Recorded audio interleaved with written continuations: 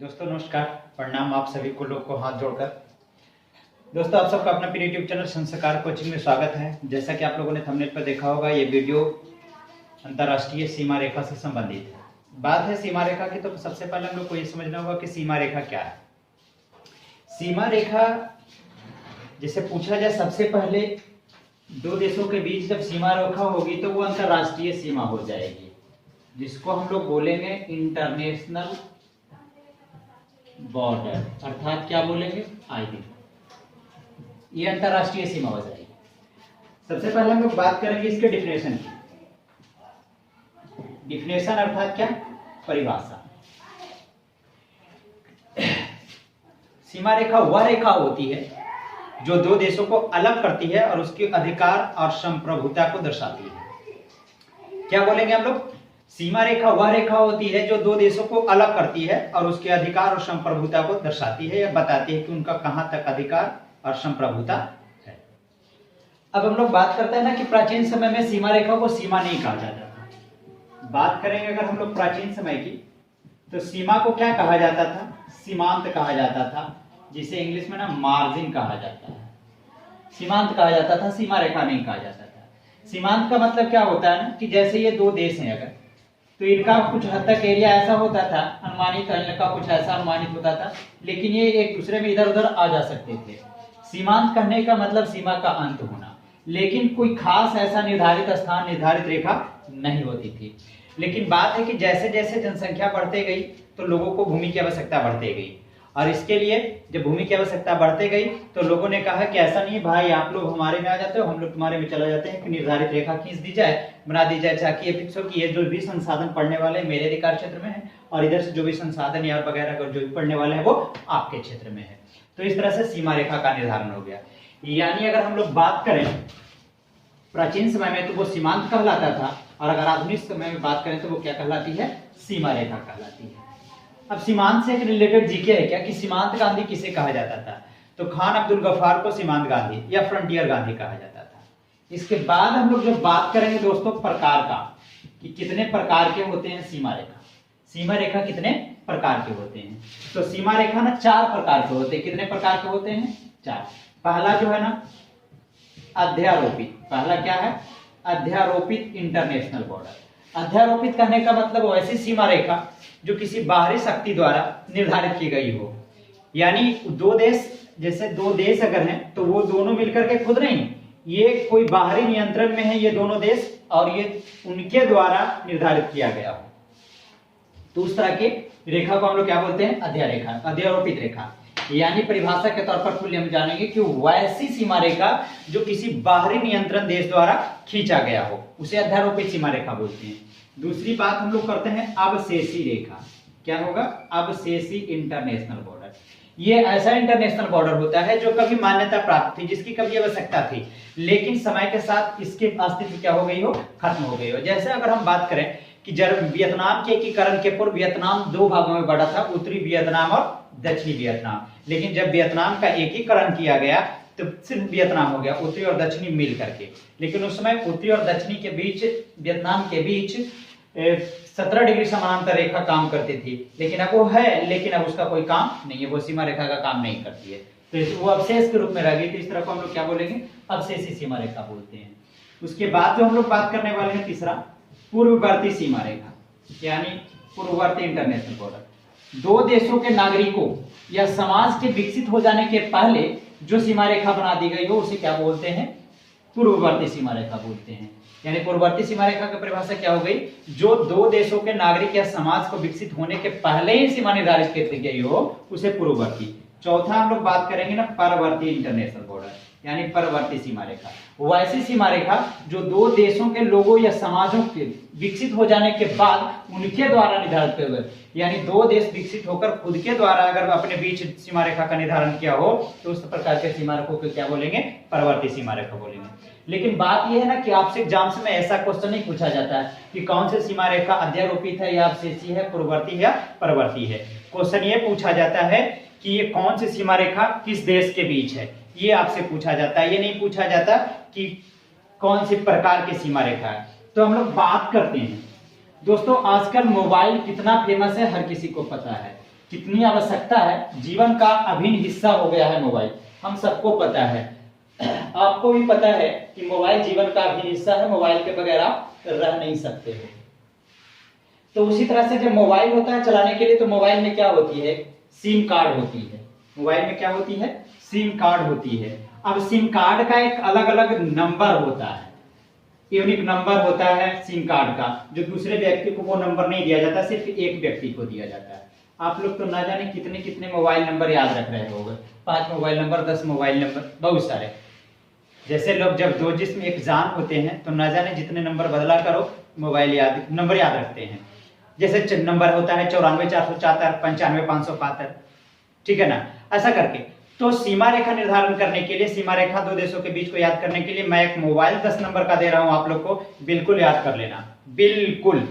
मैं क्या करूं दोस्तों, मैं तो मोबाइल नंबर ज्यादा याद नहीं रखता, क्योंकि मेरी जिंदगी बहुत अजीब सी हो गई है, मेरी जिंदगी बहुत अजीब सी हो गई है, क्योंकि जो मुसाफिर थे वो रास नहीं आए, और जिनको दिलो जान से मैंने चाहा वो कभी मेरे साथ नहीं आए। तो चलो क्या जरूरी है मुझे नंबर याद रखना, लेकिन इंटरनेशनल बॉडी के लिए मैंने 10 नंबर का नंबर याद रखा है। वो क्या है हम लोग याद रखेंगे, वो जो है याद रखेंगे हम लोग क्या, 17 20 22 38 और 49। 17 20 22 38 और 49, ये सब डिग्री में होगा, याद रखना। मैंने नंबर बताया लेकिन क्या होगा, डिग्री में। 17 डिग्री समानांतर रेखा, 20 डिग्री समानांतर रेखा, 22 डिग्री, 38 डिग्री और 49 डिग्री समानांतर रेखा। अब कैसे याद रखेंगे, 17 2 4 6 8 10 नंबर का मोबाइल नंबर है ना, 10 नंबर का। कैसे याद रखेंगे ना, 17 20 22 38 49। आप क्या करोगे ना, यहाँ पे ये है ना, ऐसे हम लोग याद रखेंगे, एक लाइन इनके लिए किसके पास लगाएंगे, ये नंबर किसके पास मोबाइल नंबर लगा रहे हैं, वियतनाम जो है लसा मसा करेगा, ठीक है ना, वियतनाम जो है लसा मसा करेगा यूएसए और कनाडा का, किसका, यूएसए और कनाडा। बिल्कुल, क्या नंबर याद रखना है, 17 20 22 38 और 49, 10 नंबर का। वियतनाम लसा मसा करेगा यूएस और कनाडा का, बिल्कुल समझ में आ रहा होगा, याद हो गया होगा बिल्कुल आपका नंबर, जानू का नंबर जिस तरह से आप लोग याद करते हो ना, बस यही, वियतनाम लसा मसा करेगा यूएसए और कनाडा का। कोई विशेष अलग से याद करने वाली बात मैं नहीं बोल रहा हूं। ये क्या है, वियतनाम को हम लोग ऐसे, वियतनाम कितने भागों में, 2 भागों में बटा हुआ था, एक था क्या, उत्तरी वियतनाम, और क्या, दक्षिणी वियतनाम। तो पूछ दिया जाए कि अब तो उत्तरी वियतनाम और दक्षिणी वियतनाम नहीं, पहले मैंने बताया, लेकिन ये जब भी पूछ दिया जाएगा कि उत्तरी वियतनाम और दक्षिणी वियतनाम जब अलग अलग थे तो उनके बीच कौन सी रेखा थी, तो 17 डिग्री समानांतर रेखा। कितना, 17 डिग्री, सब समानांतर रेखा, 17 डिग्री समानांतर रेखा, उत्तरी वियतनाम और दक्षिणी वियतनाम के बीच 17 डिग्री समानांतर रेखा। अब लासा को लेते हैं, लासा का मतलब क्या होगा, ला से हम लोग याद करेंगे लीबिया और सा से याद करेंगे सूडान। यानी ये पूछ दिया जाए कि लीबिया और सूडान के बीच कौन सी सीमा रेखा है, तो 20 डिग्री समानांतर रेखा। बिल्कुल, लीबिया और सूडान के बीच कौन सी रेखा है, सीमा रेखा, तो 20 डिग्री समानांतर रेखा। अब हम लोग बात करेंगे किसका, मासा का, तो मा से क्या हो जाएगा, मिस्र हो जाएगा, और सा से क्या हो जाएगा, सूडान हो जाएगा। यानी मिस्र और सूडान के बीच कौन सी रेखा है, 22 डिग्री समानांतर रेखा। ओके, करेगा से एक मिलता जुलता नाम आपको आ रहा होगा, कोरिया। क्या रहा होगा, कोरिया। करेगा अर्थात क्या, कोरिया।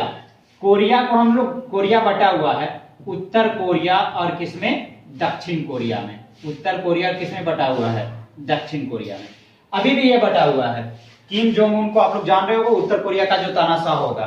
तो उत्तर कोरिया और दक्षिण कोरिया के बीच कौन सी समानांतर रेखा है, 38 डिग्री समानांतर रेखा। कितना आसान है, कुछ भी टफ है, कुछ भी एक्स्ट्रा लग रहा है, नहीं, बस मोबाइल नंबर, मोबाइल नंबर एक याद रखिए, एक नंबर पक्का।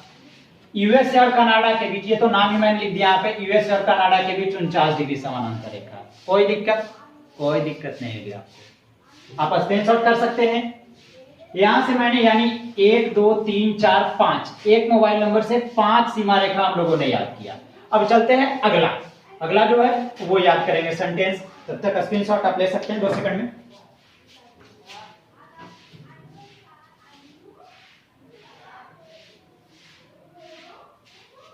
चलिए अब हम लोग आगे की बात करेंगे। दोस्तों एक बार की बात है, किसी ने मुझसे पूछा कि अगर कोई अपना छोड़ करके चला जाए तो क्या करोगे। मैंने क्या बताया वो, मैंने बताया कि जो अपना होता है वो छोड़कर नहीं जाता, और जो छोड़कर चला जाता है ना वो कभी अपना नहीं होता। छोड़कर जाने वाले थोड़े अपने होंगे, आप सबको पता होगा।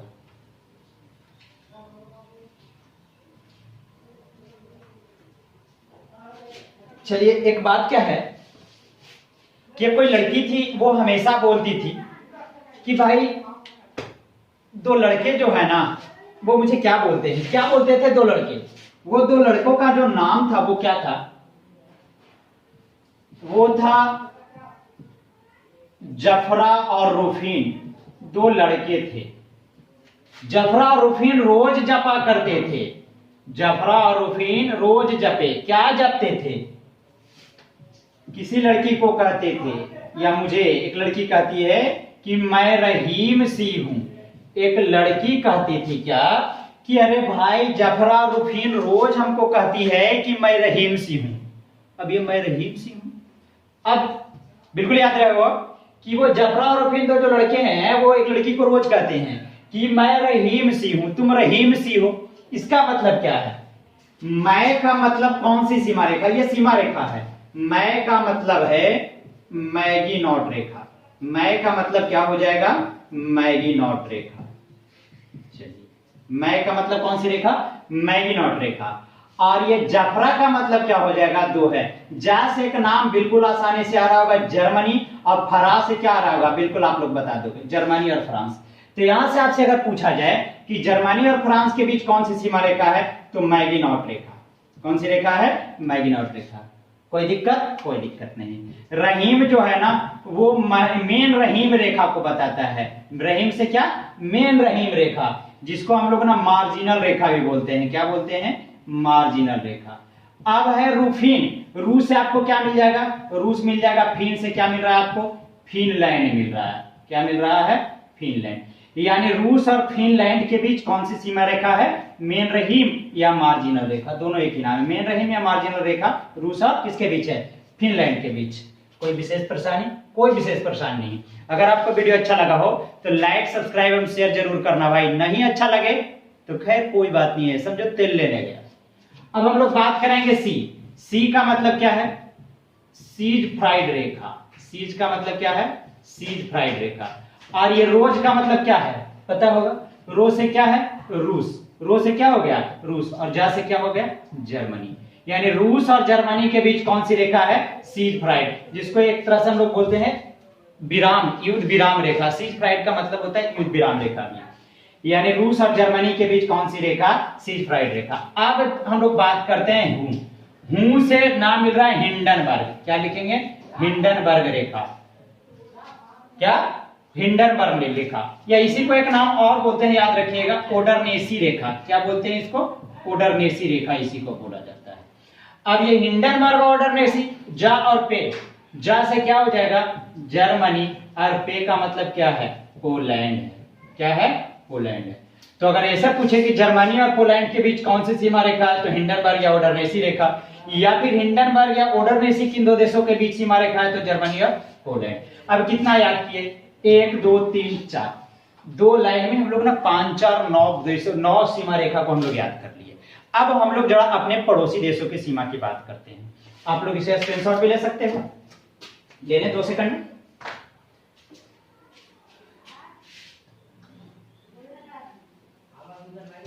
चलिए हो गया होगा। अब हम लोग बात करेंगे आगे।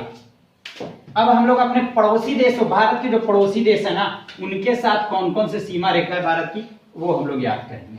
दोस्तों वीडियो को अंत तक देखें।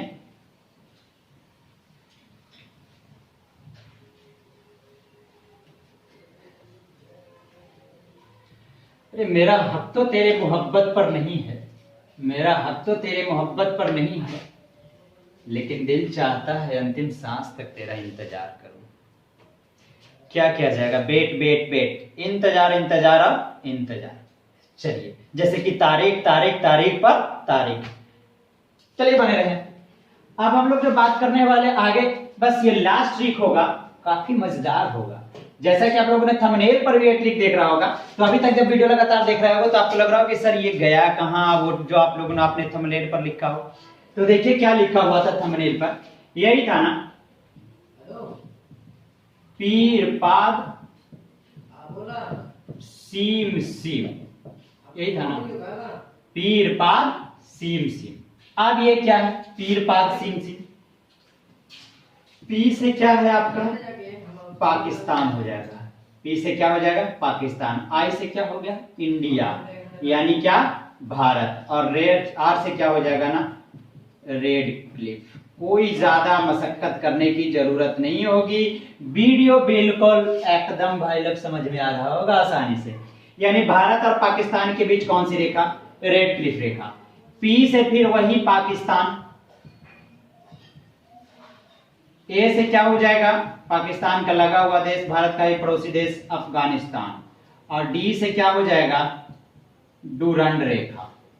चलिए एस लगले वाला देश वाला हो श्रीलंका, आई से इंडिया यानी क्या भारत लिखेंगे, और एम से क्या लिखेंगे हम लोग ना मन्नार की खाड़ी, क्या लिखेंगे मन्नार की खाड़ी।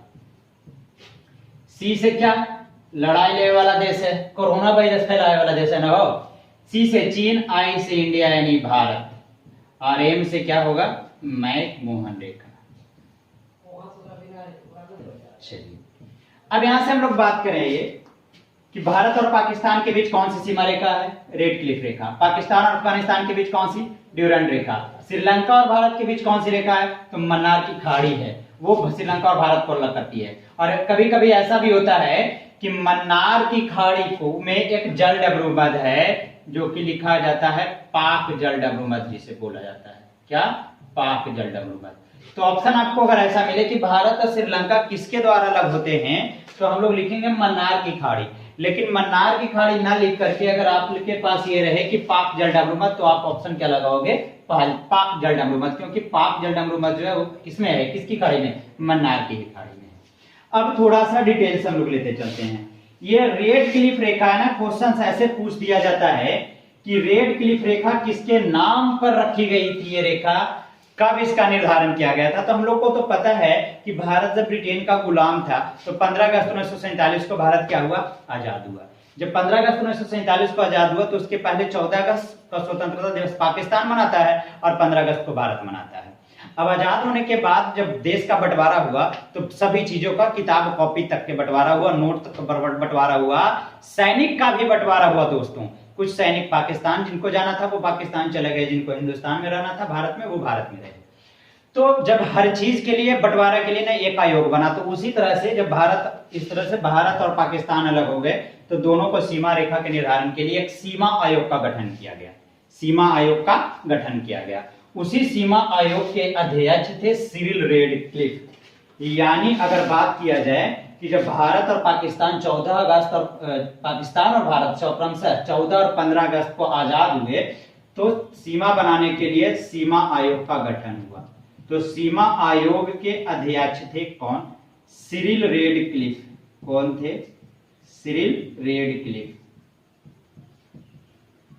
सिरिल रेडक्लिफ ने ही 1947 में दोनों देशों के बीच जो रेखा बनाई वो इन्हीं के नाम पर क्या कहलाती है, रेडक्लिफ रेखा। तो आपसे जब ये पूछा जाए कि भारत और पाकिस्तान के बंटवारा के समय सीमा आयोग के अध्यक्ष कौन थे तो क्या बताना है, सिरिल रेडक्लिफ। चलिए भारत और पाकिस्तान किन रेखा द्वारा अलग होता है तो रेडक्लिफ रेखा। क्वेश्चन अगला, रेडक्लिफ रेखा का निर्धारण कब किया गया तो 1947 में। कब किया गया 1947 में, क्योंकि बंटवारा 1947 में हुआ था।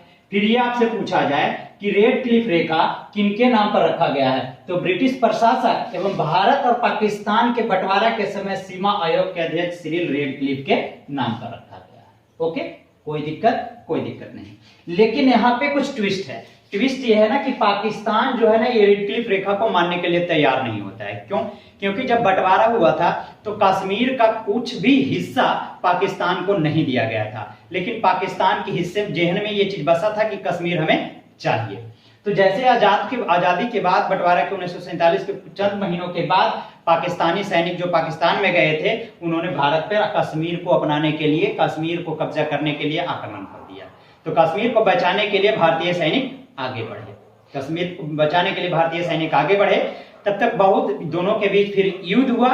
और युद्ध में क्या हुआ कि युद्ध के बाद जब युद्ध चल ही रहा था तो दोनों देशों के बीच, दोनों देशों के प्रधानमंत्री थे, उनके बीच वार्ता हुई कि युद्ध को विराम दिया जाए। और युद्ध विराम हुआ तो जहां तक पाकिस्तानी सेना कश्मीर में कब्जा कर ली थी वो वहीं रह गई और भारतीय सेना वहां से अपने देश में वापस अपने जगह पे लौट गई।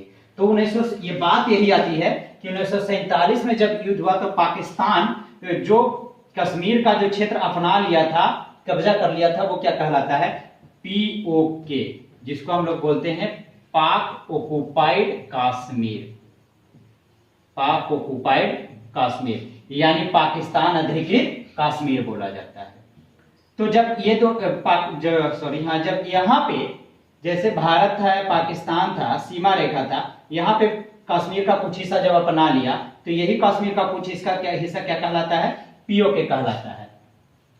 और यहीं तक ये रह गया कि नहीं, अब मेरा पाकिस्तान कश्मीर कम से कम यहाँ तक मेरा है अभी।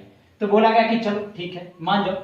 वहीं पे नियंत्रण रेखा बनाई गई जो क्या कहलाती है, POK जो कब्जा कर लिया उससे पे जो नियंत्रण रेखा बनाई गई वो क्या कहलाई, LOC, जिसको बोला जाता है लाइन ऑफ कंट्रोल।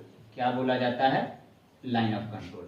ये लाइन ऑफ कंट्रोल कहां बनाया गया, कश्मीर में। और वहां पे जहां तक पाकिस्तानी सेना कश्मीर पर कब्जा कर ली वही POK कहलाता है। और वहीं पे युद्ध विराम रेखा जो बना LOC का लाइन ऑफ कंट्रोल यानी नियंत्रण रेखा।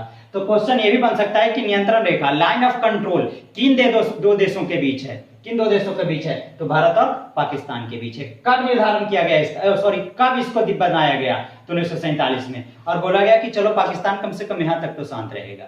लेकिन फिर क्या हुआ कि 1962 में फिर हमला कर दिया।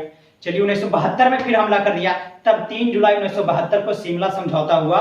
और ये जो LOC जो है, LOC को ये मान्य दिया गया कि LOC तब तक नियंत्रण रेखा, सीमा रेखा के रूप में काम करेगी जब तक कि भारत और पाकिस्तान के बीच सीमा विवाद सुलझा न लिया जाता हो। लेकिन इसके बाद पाकिस्तान खुराफाती करते रहता है, कभी कभार ये जब आता है तब वो कुछ कर देता है, लेकिन हमेशा मुंह की खाई है पाकिस्तानी सेना भारतीय सैनिकों द्वारा। चलिए, तो हम लोगों ने चर्चा कर लिया LOC के बारे में भी, शिमला समझौता। अब बात करते हैं किसकी, इसको मिटा दिया जाए। अब थोड़ा डिटेल से हम लोग जान लेंगे किसके बारे में, डुरंड रेखा।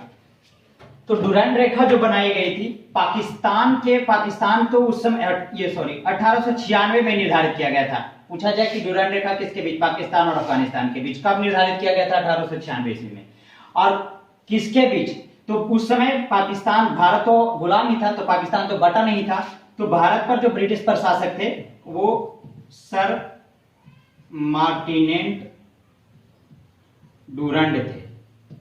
और उस समय अफगानिस्तान के राजा थे अब्दुल रहमान खान। यानी डुरंड रेखा का निर्धारण सर मार्टिनेंट डुरंड और अब्दुल रहमान खान के बीच के समझौते से कब निर्धारण हुआ, 1896 ईस्वी में हुआ। कभी यह भी पूछा जाता है कि पाकिस्तान अफगानिस्तान नहीं, भारत और अफगानिस्तान के बीच कौन सी सीमा है। तो जब पाकिस्तान नहीं बटा था तो किसके बीच ये सीमा थी, भारत की। तो हम लोग बोल सकते हैं डुरंड रेखा। भारत और अफगानिस्तान के बीच भी कौन सी रेखा बोल सकते हैं, डुरंड रेखा बोल सकते हैं। चलिए, इसका डिटेल्स तो हम लोगों ने ले लिया। अब आते हैं चीन की बात। ये चीन मैक-मोहन रेखा को नहीं मानता है, चीन मैक-मोहन रेखा को नहीं मानता है। क्यों? क्योंकि जो मैक-मोहन का निर्धारण किया गया था 1914 ईस्वी में, उस वक्त भी एक ब्रिटिश प्रशासक थे, वो थे सर हेनरी मैक-मोहन। सर हेनरी मैक-मोहन ने तिब्बत के प्रतिनिधियों के साथ मिलकर समझौता करके ये रेखा बनाया था। और जो चीन है वो तिब्बत को एक देश मानता नहीं है, तिब्बत को कहता है कि वो मेरे अधिकार क्षेत्र में है, तो मैं जो कहूंगा तिब्बत वो करेगा। तो इस तरह से मैक-मोहन रेखा को चीन नहीं मानता है। ओके, चीन नहीं मानता है। 1914 ईस्वी में तो निर्धारण कर दिया गया। चलिए, कुछ क्वेश्चन यहां से लेते हैं कि चीन और भारत के बीच कौन सी सीमा रेखा, तो मैक-मोहन रेखा। इसका निर्धारण कब हुआ था, 1914 में। किसने किया था, सर हेनरी मैक-मोहन ने। किसके साथ, तिब्बत के प्रतिनिधियों के साथ वार्ता करके। ओके, लेकिन क्या इसे चीन मानता है, नहीं मानता है। चलिए, अब नहीं मानता है, क्यों नहीं मानता है, क्योंकि वो तिब्बत को अपने अधिकार क्षेत्र में समझता है। इसके बाद हम लोग बात करते हैं कि क्या कि जब ये नहीं मानता है तो 1965 ईस्वी में भारत पर आक्रमण कर दिया। आजादी के बाद 1965 ईस्वी चीन ने भारत पर आक्रमण कर दिया। और मैक-मोहन रेखा जो है ना, मैकमोहन रेखा से लगभग 60 किलोमीटर अंदर तक घुस गया। और जब भारतीय सेना इधर से आगे गई तो ये जहां तक घुसा हुआ था उसके अंदर 20 किलोमीटर ही वापस लौटा, 40 किलोमीटर अपने कब्जे में रखा। तभी से यह कहा जाता है कि चीन एक नीति अपनाता है कि 3 कदम आगे बढ़ेंगे और 2 कदम पीछे, 3 कदम आगे बढ़ेंगे और 1 कदम पीछे हटेंगे। तो ये 20 किलोमीटर वापस आया और 40 किलोमीटर कब्जे में ले लिया। तो यही जो 1965 में युद्ध के समय चीन जो कब्जा में किया था वही कहलाता है अक्साई चीन। यानी पहले हम लोग पढ़े कि जो कश्मीर पाकिस्तान के कब्जे में है, युद्ध में किया नियंत्रण रेखा बनाने के समय, वो पीओके कहलाता है, और जो चीन के कब्जे में है वो अक्साई कहलाता है। अक्साई चीन वही कहलाता है। ओके, बिल्कुल।